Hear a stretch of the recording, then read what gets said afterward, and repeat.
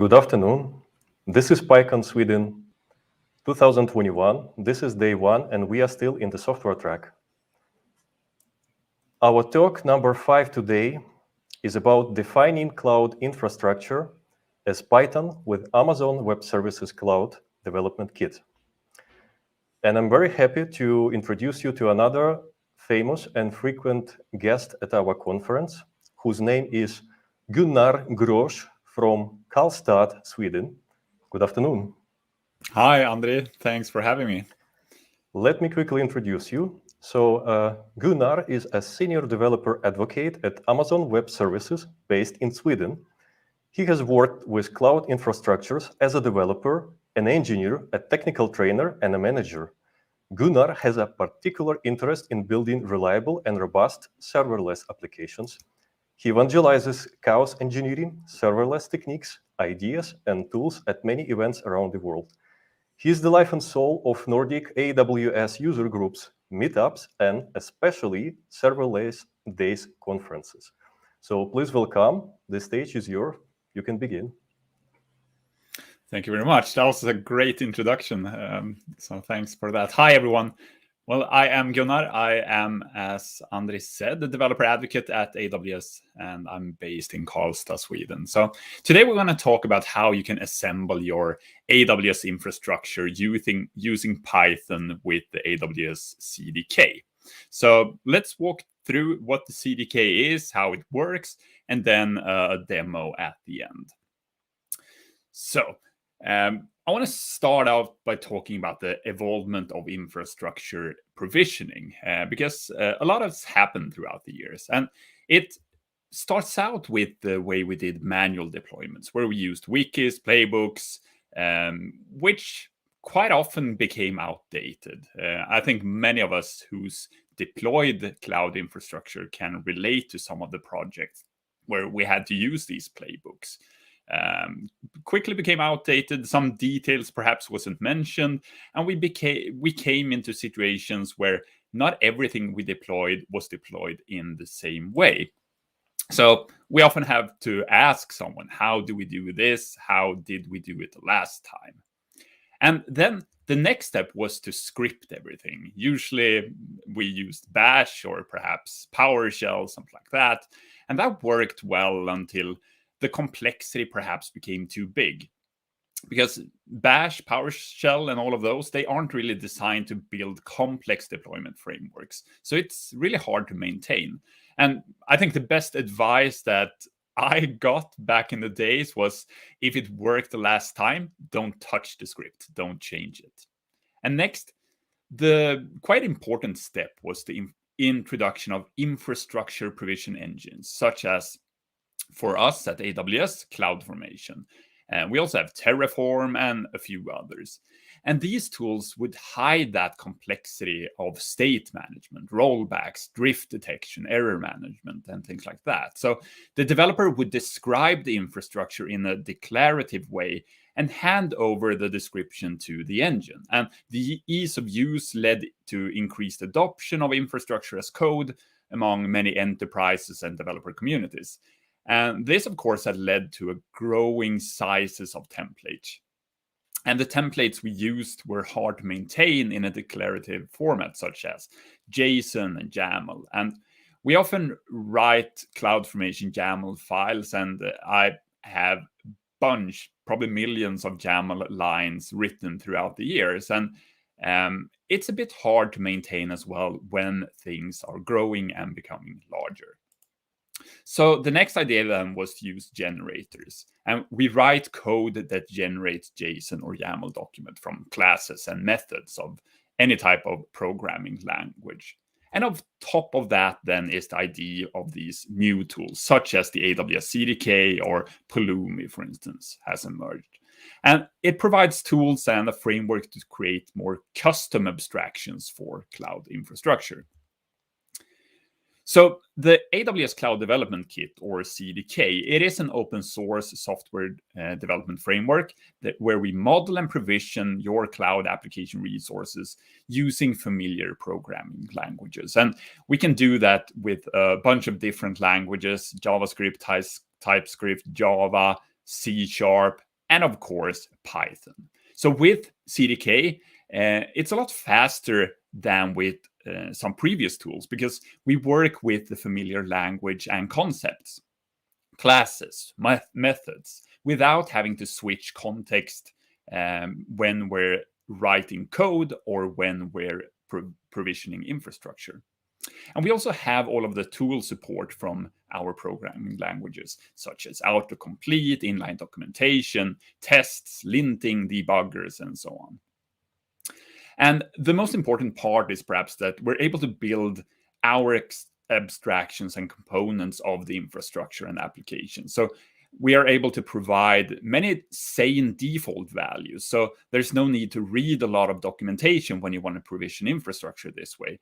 But you can start in a quick way and in a very safe way. But all of these default values can, of course, be adjusted to your need instead. So the main components of the CDK is the core framework, the AWS construct library, and the command line interface, the AWS CDK CLI. So with the core framework, you create and structure apps that contain one or multiple stacks. And stacks, they are logical units of infrastructure which contain multiple resources and mapped one-to-one towards an AWS CloudFormation stack.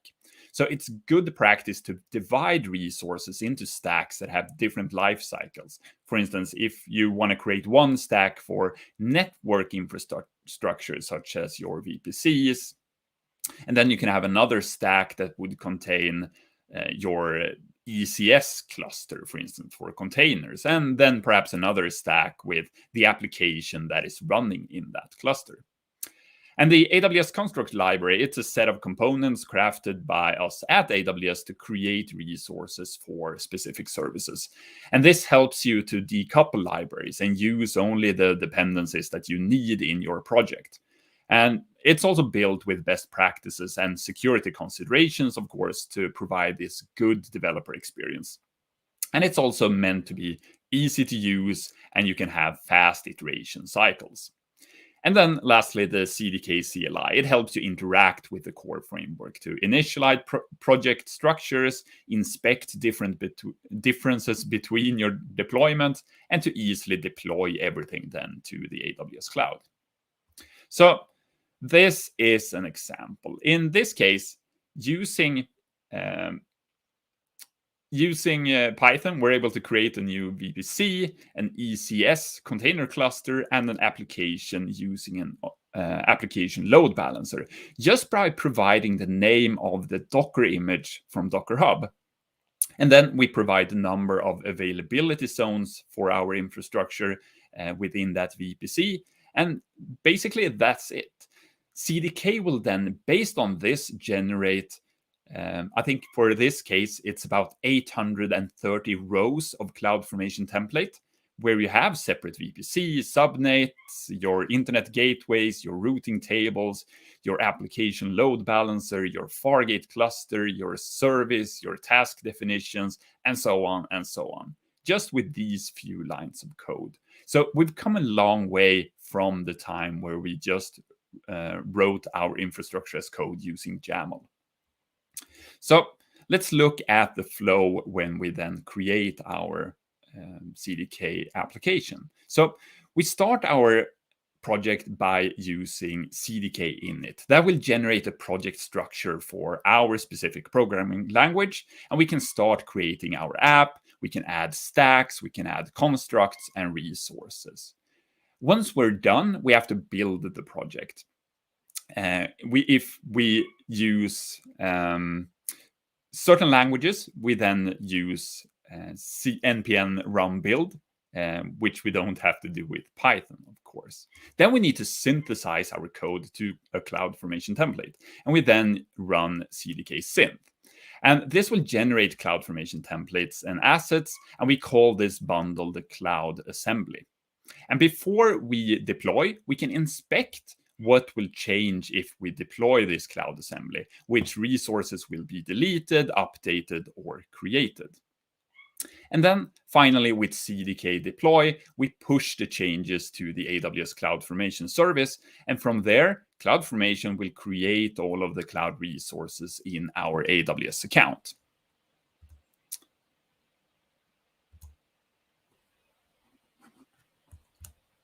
Here we go. All right. So with CDK, we also see a bit of a paradigm shift with how we provision multiple environments. Previously with CloudFormation, we have to use one template with parameters for multiple environments, for instance, development and test. With CDK, we have a shift where we have multiple templates that are generated for each environment, which then end up in different stacks. And this decoupling helps us contain and maintain differences between environments. So it's less expensive resources in the dev environment, for instance. All right, so let's have a look at what we call CDK constructs. The AWS CDK includes what we call the AWS Construct library, which contains constructs representing all of the different AWS resources. And this library includes construct that represents all the resources available in AWS. For instance, the S3 bucket class represents an Amazon S3 bucket, and the DynamoDB table class represents an Amazon DynamoDB table. And while this library is a starting point to create resources, one of the big advantages is to have a composition of these services that represents complex infrastructure, such as network setup, clusters, databases. So let's have a look at the various levels of constructs that we have and how to use them. So the constructs are organized in 3 different levels. The L1 constructs, they are automatically generated from the CloudFormation resources. And these are one-to-one mappings between classes and AWS resources. L2 resources constructs, they are a higher level service construct to represent resources such as Amazon S3 bucket or a VPC, including other resources. So this can be a composition of multiple resources, but still tied to one service.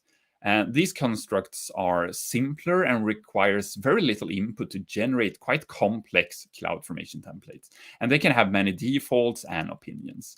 Then L3, they are opinionated abstractions that are created by AWS. For instance, ECS service with application load balancer and VPC, or third parties from the community. Or you can even create your own level 3 construct libraries. And this is the level where you would create your own abstraction, one that can be reused for your specific infrastructure need.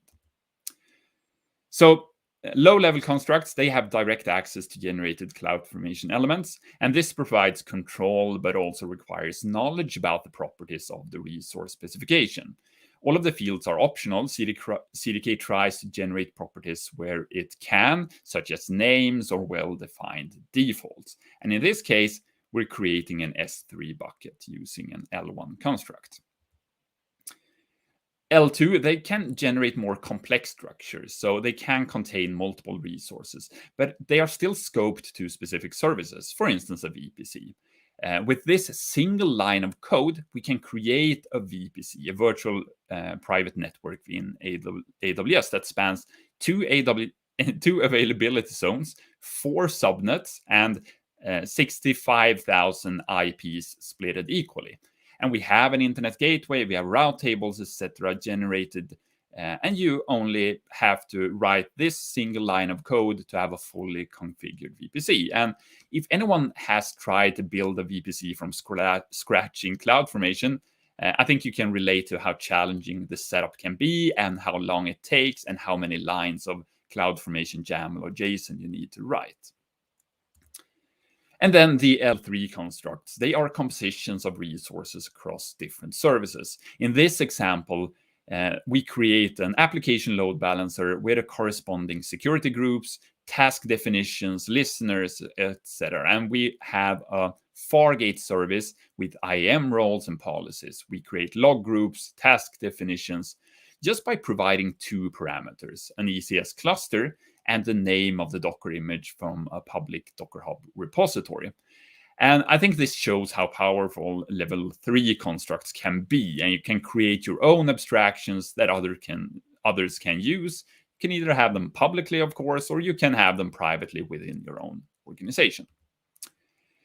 The construct library is quite modular, and some constructs might be actively developed while others are quite stable. And we communicate the current development for each, and they can be in different states. They can be experimental, in developer preview, or a stable module as well. It's quite common that customers already have a lot built using CloudFormation, and in that case, you can import CloudFormation templates using CDK. So in this case, we have an existing CloudFormation with an S3 bucket, and we then use CDK to import this template by providing a file path. And after that, we can access the bucket by using its logical name, and we can change any property of it. So AWS Solutions construct are vetted architecture patterns available as an open source extension to the CDK, and they can easily be assembled to create production-ready workloads. And this is an example of what that looks like. And this is a growing library of best practices architectures.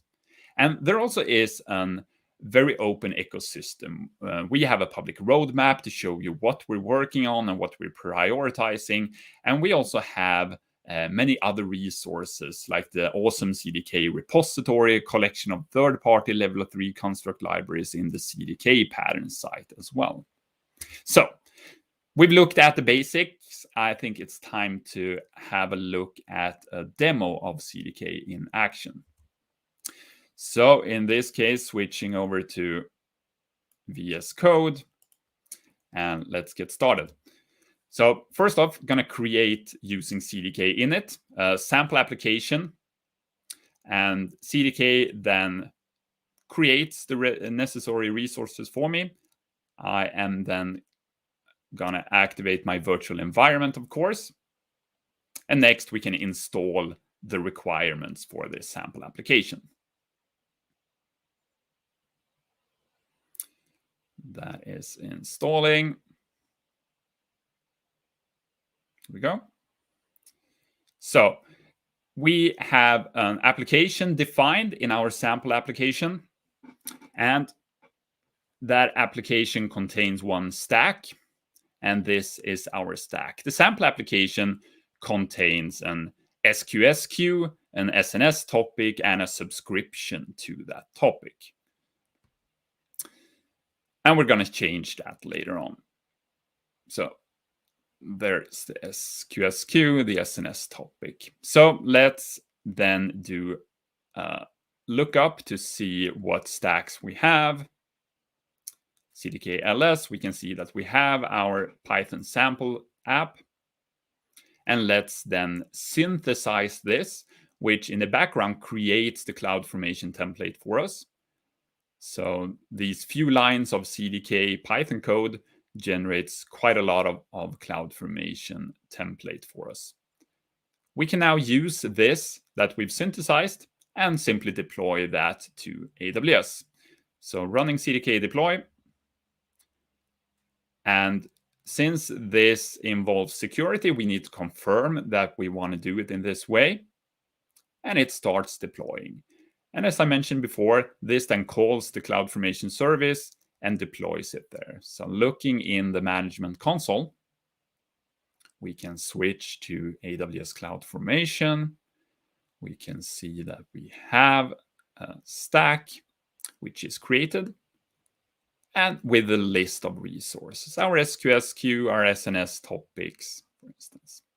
All right, so fairly quickly, we can get started using that sample. So let's make some changes to it. We don't need the topic or the queues, so removing those. Instead, we are going to build a simple serverless application. So I am, first off, going to add a Lambda function to this. And to do that, let's first deploy without these things in the background. So just do a CDK deploy here. It's going to remove these objects from our stack. So that's deploying in the background, which essentially means that it's going to remove the queue and the topic. All right, so that can go on in the background. In the meantime, let's get started here. I'm going to create a new folder. in that folder called Lambda, I'm going to create a Python file. And this is my AWS Lambda Python function. I'm going to paste the Python code. That isn't the important part in this case. But basically, when that function executes, it's going to return the path towards me. I'm going to see that example later on. Saving that. Next, I'm going to install the construct for AWS Lambda.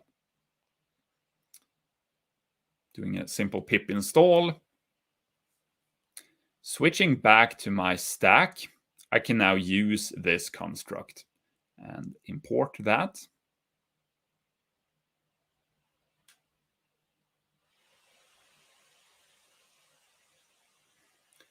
So importing Lambda into my application, and now I can add this Lambda function.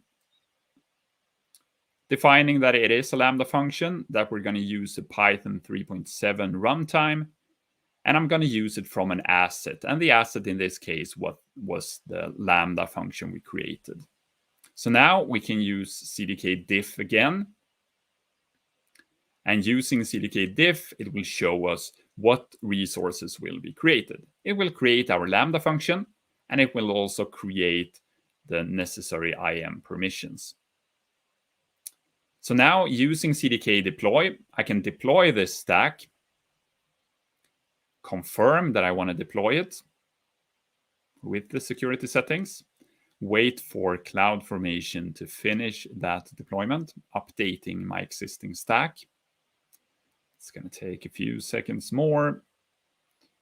And as soon as that's done, we'll be able to check CloudFormation and see the output of this as well. There we go. So switching back to CloudFormation, let's just update. We can see that it's now created a Lambda function. Let's jump to the AWS Lambda console. Have a look at that function. There we go. And we can do a test event with this.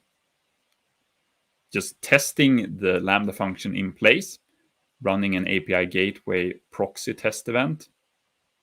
Looks good. Give it a name. And testing. So now let's look at the details.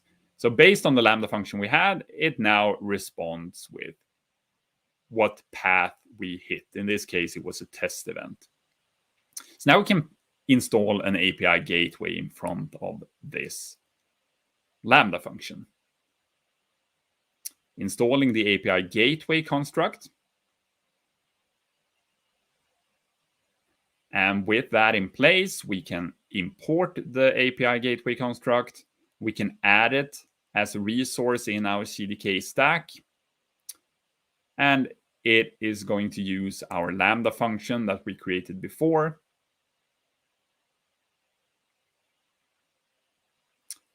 Let's run CDK diff again.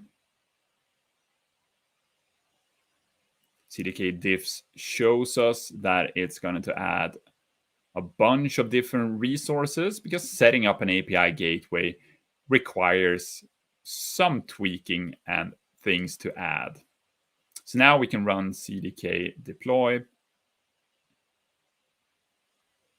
So with just those 3 lines of code, we are able to add several different resources that are then set up according to best practices. CloudFormation receives our stack and updates using that template.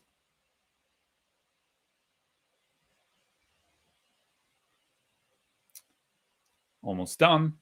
And as soon as that's done, we'll also receive an output showing what the URL is for our newly created API. So we can simply curl that URL now and get a response from our Lambda function. So let's add something to the URL. Let's add Python. You've now hit Python. So let's try it in the browser as well.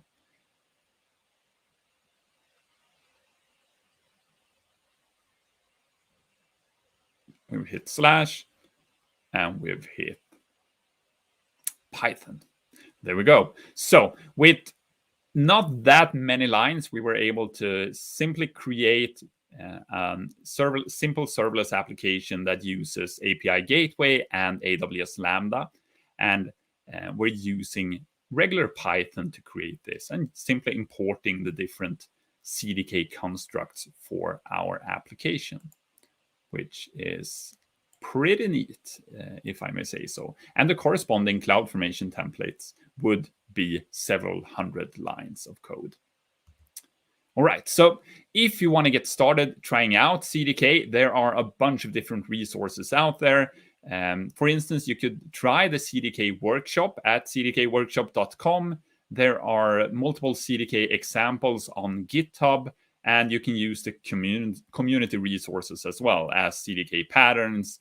If you're running Kubernetes, there are specific ones for Kubernetes as well, for instance. And with that, we've reached the end of this very quick walkthrough of AWS CDK. My name is Gunnar Grosch. I hope you enjoyed it and got a quick look at what AWS CDK is and how you can use it with Python. If you have any questions besides what might be in the comment section already, feel free to reach out on Twitter, shown on screen, or connect on LinkedIn. Thank you very much. Thank you very much for this really useful talk. Actually, two things at the same time. A nice talk with an introduction and a workshop as well. Thank you. And many people actually thank you for this. Oh, that's good. We have one question from Michael Nicholson here. So he asks, is all this fully idempotent, or is there anything special we could consider if running this from a CI/CD tool? Now, that's an interesting question. It is actually idempotent in the sense that if you would run the same multiple times, it would update the same CloudFormation stack. So you will always update the same CloudFormation stack. And for instance, if you're several people working on it as well, you can use the same work with the same stack from multiple locations as well. That is fully possible. But there is actually an addition to CDK that was quite recent that is very interesting in terms of CI/CD, where you can use CDK pipelines to actually also create your CI/CD pipelines using CloudFormation or using CDK. So I encourage you to check that out as well. Okay, fine. Any more questions from the audience? I actually have one question which might sound a bit stupid. So if I got it right, the whole kit is open source on GitHub, and I checked it. I'm curious how the development works. Do you accept developers from outside, or you actually need to work in the company to know the internals well? Well, as it works right now, it's development is done primarily by AWS employees, but in terms of constructs and so on, that is driven by people from the community as well. So they contribute to the development of constructs. I see. Thank you. Any more questions? Probably no. No. Okay. Then I would like to thank to our audience members for all your questions, for your comments. I would like to thank to Gunnar for presenting these new interesting things. And I would like to say that we would be really glad to see you next year at the same conference again. Thank you very much. Hope to be back next year. Thank you. Thank you. See you. Bye.